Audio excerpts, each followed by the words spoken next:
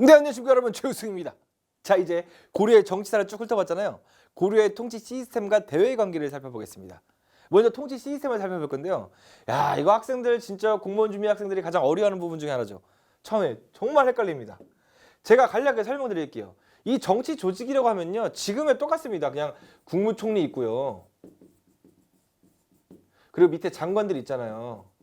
그리고 장관 밑에 각종 공무원들이 많잖아요. 이런 것들이 고려시대 때는 어떤 시스템으로 이루어졌냐를 배우는 겁니다. 그러니까 쉽게 이해하시는 게 먼저예요. 처음부터 뭐 암기할 생각을 하지 마세요. 오케이, 아시겠죠? 자, 그러면 고려에 있어서 가장 큰 이 국무총리랑 장관들의 시스템은 어땠냐? 그 시스템을 우리는 이성육부라고 합니다. 우리가 이성육부가 중앙 시스템이잖아요. 이것을 완비한 왕이 누구였죠? 그렇죠, 성종이었잖아요. 그래서 이 중앙 시스템을 완비한 왕들은 보통 성종이라는 시호를 준다 그랬잖아요. 이 이성육부가 뭐냐면요, 2개의 성과 6개의 부처죠, 부처. 를 가리켜서 이성육부라고 합니다. 이게 가장 고려 시스템의 기반입니다. 지금 청와대 있고 그 밑에 국무총리 있고 장관 있는 것처럼 이게 기본이잖아요. 이 시스템이 있어야지 대한민국이 유지될 수 있는 거잖아. 마찬가지입니다, 고려도. 중서문화성과 상서성이요, 둘 다 뭐냐면 국무총리가 따로따로 있었던 거라고 보면 돼요. 지금은 한 명이잖아요. 근데 이제 부서가 국무총리급 부서가 2개로 나눠져 있었다. 그렇게 보시면 됩니다. 그리고 중서문화성에서 이제 모든 걸 총괄한 거예요. 모든 걸 총괄했다. 보겠습니다. 중서문화성 소속에는요, 재신이라는 관직과 낭사라는 게 있습니다. 우리 공무원 제도가요, 그 당시에 9품까지가 있었거든요. 그래서 2품, 1품, 2품은 이제 재신이 되고 3품 이하가 이제 낭사가 되는 겁니다. 그래서 중서문화성 소속 관원 중에 높은 사람들, 이 장관급 사람들이 재신이고 장관급 밑에 있는 공무원들이 낭사라고 보시면 되겠습니다. 무슨 일을 했다는 것까지는 외우지 마시고요. 그냥 국정총괄은 당연히 재신이 했겠죠. 가장 높은 사람들이니까. 그래서 이게 이름만 일단 가져가 주세요. 중서문화성이 있고 그 밑에 재신과 낭사가 있었다. 그 다음에 이제 상서성이라는 게 있습니다. 상서성 밑에는요, 6개의 부서가 있어요. 이 사람들이 지금 따지면 뭐냐면요, 이 부가 하는 게 인사권을 담당했거든요. 지금 따지면 행정자치부 같은 역할을 했었습니다. 그리고 병부가 뭐냐면 지금의 국방부 같은 거야. 그러니까 이 부의 수장은 뭐가 되는 거예요? 바로 장관이 되는 거죠. 그래서 이부, 병부, 호부, 형부, 예부, 공부, 이게 6개 부처가 있었다. 지금 시스템이 정말 완벽하죠. 다 중국에서 있던 제도 갖고 온 겁니다. 원래 중국에는요, 삼성육부 제도였어요. 그래서 우리 발해도 삼성육부 제도였잖아요. 그대로 갖고 와서. 근데 고려라는 나라는 삼성을 2개로 줄여가지고 2개에서만 했었습니다. 2개. 원래 중서성, 문화성 나눠져 있었는데 중서, 문화성으로 고려를 합쳐버린 거죠. 그래서 2개의 성에서 이성육부가 있었다. 느낌 아시겠죠? 그리고 이성육부만 있으면 됩니까? 지금도 우리 그 청와대, 국무총리, 장관만 있으면 됩니까? 경찰도 있어요. 경찰청도 있잖아, 따로. 외청으로. 우리 검찰청도 있잖아요. 뭐 이런 것들도 있는 거, 이런 것들 똑같이 이 시스템이 있는 겁니다. 그 당시에도. 이때 어사대라는 관청이 있습니다. 이게 검찰청입니다. 이게 감찰기구야, 감찰기구. 누구를 감찰하냐? 원래 관리들을 감찰한다. 누가 비리가 있냐, 누가 뇌물 받았냐 안 받았냐, 어사대에서 말하는, 어사대 감시하는 겁니다. 그리고 왕에게 보고하기도 하고요, 왕이 잘못했으면, 정치적 잘못하면 왕을 비판하기도 합니다. 어사대가 그런 역할을 했다는 것이죠. 그리고 3사라는 조직도 있었어요. 이 3사 조직은 뭐였냐면요, 화폐, 세금 걷잖아요. 이 화폐나 이 곡식 같은 거 있죠. 이거 출납 회계를 담당했던 거예요. 출납 회계. 출납을 담당했다. 회계 역할을 했던 거예요. 나라의 회계. 그리고 중천이라는 기관은요, 2가지 역할을 했었는데요. 여기서도 중서문화성의 재신과 낭사라는 우리 기관들이 있었잖아요. 여기도 마찬가지로 추밀과 승선이라는 관원들이 있습니다. 당연히 추밀이 높으니까 먼저 썼죠. 추밀이 높으니까. 이 추밀은요, 국방상의 중요 기밀들이 있죠. 왜냐면 고려시대가 어떤 나라야? 맨날 전쟁하는 나라잖아. 여진, 거란, 여진, 몽골, 나중에 홍건적 쳐들어오고 외구 쳐들어오고 막 전쟁하는 나라잖아요. 그래서 중추원의 추밀이 국방상 기밀을 담당했던 이 장관급 인사였다. 그래서 승선이 뭐였냐면요, 지금으로 따지면 이 사람은 비서실입니다. 비서실 역할을 담당했었습니다. 그래서 왕명령에 출납하고 왕을 보조하고 옆에서, 이런 게 바로 승선이 담당했었다. 이 체제 이해하시겠죠? 이성육부, 중추원, 어사대 3사. 언제? 고려시대 중앙 시스템이다. 그리고 고려만의 독자적으로 특이한 시스템이 하나 있는데요, 바로 도병마사랑 식목도감이라는 회의입니다. 회의기구야, 이거. 회의기구. 회의기구. 무슨 말이냐면요, 이게 이 사람들이 이렇게 중서문화성과 뭐 상서성과 추밀, 승선, 어사대 3사 뭐 각 관청들이 이 외에도 많습니다. 근데 여기서 중요한 큰 회의가 있을 때마다 누구 모여서 회의해야 되냐. 그래서 큰 회의를 2개를 만든 겁니다. 도병마사라면요 국방 문제야. 물론 국방과 중요 기밀을 담당하고 있는 관원이 있지만 이건 아예 그들이 모여서 회의하는 기구입니다. 누가 회의하는 거냐면요. 가장 높은 사람들, 장관급들, 재신과 중추원의 추밀. 이 둘이 모여서 이 두 개의 회의를 했습니다. 국방 문제. 맨날 전쟁하는데 어떻게 할 것이냐. 그 회의하는 기구 이름이 도병마사. 그리고 각종 법식과 격식 문제. 어떻게 새로 법 체제를 만들어야 되는지 중요한 논의들 있죠. 이걸 어디서 했다? 식목도감에서. 이걸 가지고 우리 시험에서 어떻게 배우냐면요. 고려 말의 귀족 사회의 특성이다. 이거는 중국에 없는 제도거든요. 고려 말의 귀족 사회의 특징이니까 그 제도를 만든 겁니다. 아주 고위 관족끼리 자기들끼리 다 해먹는 거죠 여기서. 그다음 특히나 이 도병마사라는 기구 조심해 주세요. 나중에 이 도병마사에 소속된 이 관원들이 나중에 모든 걸 하거든요. 나중에 우리 이부에서 할 일도 도병마사에서 하고 병부에서 할 일도 도병마사에서 하고 아주 문제가 심각해지게 되는 것이죠. 이게 고려 끝까지 갑니다. 도병마사를 장악하는 자 고려의 주인이다. 알 수 있는 거죠. 자, 고려의 중간 시스템은요. 이 정도면 됐고요. 자, 지방행정조직 볼게요. 지방행정조직은 지금에 어떻게 설명할 수 있나요? 비유하면. 경기도, 강원도, 충청도 해가지고 이 도급이 있죠. 도 밑에 뭐가 있습니까? 그렇죠. 시가 있죠. 무슨 시, 무슨 서울은 특별시니까 뭐 수원시, 충청 들어가면 뭐 천안시 이런 것들 시가 있는 거죠. 그 밑에 또 뭐가 있죠? 그렇죠. 무슨 구 대표적으로 막 중구 막 지역별로 해서 중구 뭐 동구 서구 막 이런 거 있잖아요. 구가 있고 또 뭐가 있습니까? 무슨 동. 이게 지금 지방 시스템이에요. 이걸 가지고 우리는 뭐라고 한다? 지방 행정 조직이라고 합니다. 자, 들어갈게요. 첫 번째 출발은 무조건 성종이었습니다. 성종 때요. 지방 시스템이 새로 나라를 만들었기 때문에 완비되지 않았습니다. 그래서 12개의 주요 도시에다가 세금 잘 걷기 위해서 12개의 시민목을 설치해서 목사를 파견하게 되거든요. 이게 최초의 출발점이야. 고려시대. 그러다가 현종 때 돼서는요. 완비하게 되는 겁니다. 5도 양계, 4도부 팔목이라고 하는 겁니다. 그러니까 쉽게 말하면요. 이 5도 양계가 지금의 도 같은 겁니다. 그리고 4도부 팔목은 지금으로 따지면 우리 광역시로 설명할 수 있겠네요. 무슨 광역시. 우리 부산광역시, 광주광역시 이런 거, 대구광역시 이런 거 있잖아요. 그걸로 설명할 수 있습니다. 그래서 기본적인 크게 이렇게 나누고요. 여기 밑에 바로 이제 주현, 뭐 속현, 뭐 부목군현을 더 두게 되는 것이죠. 그 밑에 시와 군을 둔다고 보시면 되겠습니다. 그래서 5도 양계는 누가 설치했냐? 시험 맨날 물어봅니다. 그럼 성종이다, 현종이다. 누굽니까? 그렇죠. 12목을 설치해서 처음에 지방제도를 처음에 구축해 나간 건 성종이긴 한데 5도 양계 시스템을 완비한 거는 현종이다. 기억하시길 바라겠습니다. 그래서 5도에는요 도지사급인 안찰사를 파견하게 되고요. 양계에는 병마사를 파견하게 됩니다. 여러분 보면요 재밌는 게 뭐냐면요. 자, 제가 설명드릴게요. 우리 한반도가 다시 그릴게요. 너무 못 그렸다. 우리 한반도가 산발토성 갈라져 있어 남한이 있잖아요. 경기도, 강원도, 충청도, 전라도, 경상도 여기 5개 도가 있잖아요. 근데 우리는 다 도라 그러지. 다 도라 그러지 뭐 경상도는 경상군이라 그럽니까? 아니면 뭐 경상병마사라 그래? 그렇게 안 하잖아요. 근데 고려시대는요. 고려시대는 전방에 있는 2개의 도는 도라고 부르지 않았어요. 그 뭐라고 하면 개라 불렀습니다. 사실상 원래 고려는 7개의 도예요. 7도야. 근데 전망상 중요한 도는요. 군사적으로 중요한 작전적이기 때문에 이 기존에 있던 지방 다른 데 있는 도랑 다르게 취급해요. 그래서 2개의 개가 있다고 해서 양계입니다. 그래서 7개의 도가 아니라 5개는 도고 2개는 개로 해서 5도 양계로 했다는 거죠. 그래서 그 지방관을 파견할 때도 다른 방식으로 파견합니다. 여기는 안찰사를 파견해.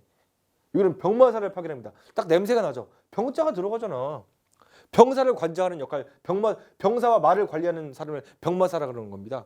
왜? 전쟁하는 데 필요한 도시이기 때문에. 국방상 중요 요충지이기 때문에 양계라고 하고 이거는 병마사를 파견하게 되는 겁니다. 그래서 이걸 주의해 주세요. 같은 도 역할을 하긴 하나 저는 색깔은 달랐다. 5도랑 양계는 색깔은 달랐다. 그리고 그 밑에 주현과 속현도 있죠. 뭐냐면요. 이게 고려시대는요. 둘 다 현을 설치해요. 이게 지금의 시예요. 시. 무슨 시 또는 무슨 군 이런 건데 이 고려시대는 모든 곳에 지방관을 파견하진 않아요. 아직도 지방에는 호족 세력들의 그 잔당들, 향리들이라고 하죠. 이 향리들의 힘이 셌습니다. 그래서 지방관을 파견한 시급 동네들을 주현이라고 하고 지방관을 파견하지 않는 시, 그 당시 현이라고 했으니까 속현이라고 합니다. 이거를 지방관을 파견하지 않는 현을 속현이라고 합니다. 근데 속현이 주현보다 많았다고 합니다. 그 무슨 말이야 그게. 지방관을 파견하지 않은 곳이 더 많았다는 거죠. 그래서 아직도 지방에는 향리들, 지방에 있는 유지들이요 힘이 셌다는 거죠. 굉장히. 왕권이 모든 곳에 미치지 못했기 때문에. 왕권이 미치는 곳이 바로 주연 같은 곳이죠. 왕이 임명한 사람이 파견되는 곳. 근데 왕이 임명하지 않은 사람들이 임명하지 않은 동네가 더 많다며. 여기서는 지금 향리들이 자체적으로 다스리고 있었습니다. 이게 고려의 특징이죠. 그 조선시대에 가면요 모든 곳이 주연이 되고요 속현이 사라지게 돼요. 모든 곳에 지방 시장님들을 파견하게, 수령들을 파견하게 돼가지고. 이해하시겠죠 여러분? 자, 그 다음 특수행정구역으로요 향부곡소가 있었습니다. 이게 뭐냐면요 세금을 과다하게 수취하는 동네라고 기억하시면 돼요. 그럼 향부곡소에 사는 사람은 어떨 것 같아요? 굉장히 어렵습니다. 그럼 향부곡소에 사는 사람은 어떻게 될 것 같아요? 세금을 많이 내니까 다른 동네 이사하고 싶죠. 거주 이전의 자유가 없습니다. 거주를 못해. 거주 이전을 못합니다. 아, 불쌍한 사람입니다.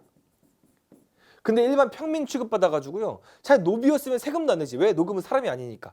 노비 취급도 받지 않습니다. 일반 평민이야. 세금은 많이 내 이렇게. 아주 불리한 지역이었죠. 이 조선시대 가면요 또 이런 지역도 없어집니다. 이것도 다 고려시대에 있었던 지역이었다. 향부곡소. Understand? 자, 이제 중앙 시스템, 지방 시스템 봤으니까 이제 대외 관계를 보도록 하겠습니다. 자, 먼저 이 보면요 이게 5도 양계죠. 서해도, 교주도, 양강도, 경상도, 전라도 하면서 이 5개 도가 있고요. 북계, 동계 다 국방상충 요충지잖아요. 그래서 5도 양계 시스템이 있었습니다. 그러다가 나중에 이 원나라가 침략하게 되면서 원나라가 땅을 좀 뺏어가게 되거든요. 그래서 땅을 여기 세 군데나 뺏어가게 돼요. 그래서 이 탐라총관부 지금 제주도죠. 여기랑 이제 동용부라고 해가지고 이제 평안도 지역인데 여기는 돌려주거든요. 여기는 끝까지 안 돌려줍니다. 여기는 끝까지 안 돌려줘요. 그래서 이걸 누가 탈환하는 거예요? 쌍용총관부를 나중에. 그렇지, 우리 공민왕이 나중에 탈환하게 되는 거예요. 이해하시겠죠? 이거 보면 딱 이게 원간섭기 시대 고려시도구나 라고 알 수 있는 겁니다. 자, 먼저 우리 첫 번째 대외관계 맺었던 나라가 거란이었죠. 그래서 1차 침략 때는 누가 활약하죠? 요거 하나로? 아, 그렇죠. 우리 서희가 활약하게 됐죠. 그래서 강동 6조를 공짜로 얻었다. 그래서 2차 침략 때는요. 둘 다 2차, 3차는 현종 때 현명하게 거란을 물리친 왕이죠. 이 사람이 집권하고 있었는데 활약했던 장군은 2차는 양규가 활약하고 3차가 강감찬입니다. 특히나 이 강감찬 장군은 굉장히 지금도 유명하죠. 왜? 귀주대첩으로 아주 거란을 끝내버렸으니까. 거란이 진짜 마지막으로 고려를 멸망시키려고 쳐들어오는데요. 강감찬이 이 전쟁을 끝냅니다. 그래서 굉장히 유명한 전투가 되는 거죠. 그래서 강감찬은 몇 차 전투다? 3차 전투였다. 강감찬이 이 전쟁을 끝낸 사람이기 때문에 이 전쟁의 마지막이었다. 강감찬은 1차도 아니고 2차도 아니고 3차다. 3차다. 요것만 기억해 주시면 될 것 같아요. 자, 결과 보겠습니다. 개경의 나성 축조하고 뭐 전방의 천리장성 축조하고 거란 막기 위해서 막 성들을 축조하는 거예요, 말이야. 그리고 거란을 물리치기 위해서 불심으로 막는 거죠. 부처님의 힘을 빌려서 그 초조대장경을 간행했다. 다 현종 때 한 거죠. 현종 때. 자, 넘어가겠습니다. 자, 그 다음 등장했던 나라가 여진이었죠. 여진하면 떠올린 인물이 누구야? 바로 그렇지, 윤관을 떠올리시는 겁니다. 윤관. 윤관이 처음에 싸움에 진다 그랬잖아요. 그래서 우리도 기병이 필요하다. 적들은 기병인데 왜 우리만 보병이냐? 억울하다. 우리도 기병이 있어야 된다. 이러면서 별무관을 설치하게 되죠. 그리고 숙종 다음왕 예종 때 드디어 별무관을 이끌고 동북 쪽에 있는 9개 성을 점령하게 되면서 우리가 여진을 정벌하게 되는 겁니다. 그런데 여진족 애들이 나중에 시대가 지나서 바로 통일하게 되는 거예요. 자기네 부족 여러 부족이 있는데 힘이 엄청 세지면서 이 금이라는 이름의 금나라를 세우게 되는 거잖아요. 그러자 결국 이자겸이가 사대 수용하고 또 이자겸이가 결국에 또 난까지 일으키잖아요. 그래서 이 사람 죽습니다. 나는 실패해서 쿠데타에 실패해서. 그러다 갑자기 묘청이라는 사람이 인종을 꼬드기잖아요. 친구가 되면서. 아, 전하, 우리 개경 수도인 고려의 수도인 개경이 여기 있어요. 근데 개경 위에 평양이라는 수도가 있습니다. 평양이 어디예요? 옛날 우리 고구려의 수도였잖아요. 장수왕이 천도에서. 거기가 우리 고구려의 기상을 뻗칠 중요한 동네다. 거기로 천도해야 된다. 이러면서 묘청이 서경천도 운동을 하는데 또 실패하게 되죠. 당연히 김부식이 진압하게 되는 거죠. 이렇게 개경파가. 김부식이 결국에 이제 금나라의 사대 수용하면서 여진과는 전쟁은 하지 않습니다. 사대를 수용했기 때문에. 자, 이제 넘어가겠습니다. 이때가 뭐 문벌 귀족사였다. 조심해 주세요. 자, 이제 몽골 침략기입니다. 몽골은 당연히 무신 집권기 때 싸웠죠. 누구 때? 우리 정중부, 경대승, 이의민, 최충원, 최후 있는데 그 중에 누구지? 그렇죠. 최후 때입니다. 최후 때. 이 최후라는 무신 집권자가 지배하고 있을 때 이제 전쟁을 하게 되는 것이죠. 자, 처음에 어떻게 만나겠다는 거 넘어가고요. 이 저고여라는 사람이 이 출발점입니다. 이 몽골과 어쩌다가 우연찮게 만나게 되면서 몽골이 좀 우리를 좀 우연찮게 도와주게 돼요. 처음에. 그래서 몽골에서 야, 너네 우리한테 앞으로 잘 보여라. 우리가 도와줬으니까 우리한테 뇌물 좀 많이 주고 우리한테 많은 곡식과 재물을 바쳐 라고 하자 이 저고여라는 사신을 맨날 파견하는 겁니다. 이 아주 건방져요. 무리하게 요구한단 말이야. 그러다가 이 사람이 피살되는 사건이 발생합니다. 이걸 명분으로 해가지고요. 야, 6번이나 쳐들어와요, 몽골 친구들이. 30년 동안. 진짜 환장합니다, 진짜. 1차, 2차, 3차, 4차, 5차, 6차까지 뭐 일일이 외울 건 없고요, 지금 당장에. 이때 활약했던 유명한 장군 이름이 박서가 있고요. 제일 중요한 인물이 김윤우죠. 그래서 어쩌다가 사료에 뭐 김윤우라는 사람 이름 나오잖아요. 그냥 무조건 몽골 전쟁기야, 그거는. 10조 8구 무조건 몽골 전쟁입니다, 그거는. 활약했었다. 그래서 이때 당시에 몽골이 쳐들어오면서 거란의 침략을 우리 불심으로 물리치고자 만들었던 초조 대장경이 불타게 돼요. 그리고 황룡사 구축 목탑이라고 해서요, 우리 선덕여왕 때 만들었던 아주 훌륭한 목탑이 있거든요. 진짜 어마어마한 겁니다. 나무로 만든 탑이라서 목탑이라고 합니다. 이것도 몽골 애들 다 불질러 버려요. 야, 진짜 나쁜 놈들이다, 몽골 진짜. 안타까운 문화재죠. 지금 남아있으면 얼마나 좋을까. 그러다가 결국에 몽골에 끝까지 대항해 몽골에 항복을 해요, 정부에서. 그러나 이 정부의 말을 듣지 않는 우리나라 내부에 부대가 있었습니다. 바로 최후가 만든 부대였는데요. 이 삼별초는요, 끝까지 반대를 해요. 나는 몽골에 항복하지 않겠다 라고 하면서 삼별초에 항쟁이 시작됐다가 결국에 이게 몽골과 이제 고려 정규군과 연합해가지고 삼별초를 물리치게 되는 것이죠. 이게 바로 몽골 침략기입니다. 결국 이 전쟁이 끝나고 나서 어떻게 됩니까? 그렇죠. 몽골이 세운 나라가 나중에 원나라가 되거든요. 그래서 원간섭기라고 우리가 합니다. 원간섭기. 와, 몽골의 부마국이 되고요. 이제 검문세족이 사회가 등장하게 되는 것이죠. 자, 이제 검문세족 사회 때는 어떤 게 있었냐? 이제 홍문족이라고 하는 중국에 있는 이 도적들이 침략하게 되고요. 이 왜구라고 해가지고 이 일본에 있는 이 해적놈들이 침략하게 돼요. 이 과정 속에서 누가 그 좀 신분적으로 상승하고 주목받게 된다? 그렇죠. 신흥 무인 세력이 이 전쟁을 다 막으니까. 신흥 무인 세력의 대표자가 누가 있죠? 그렇죠. 이성계가 있다.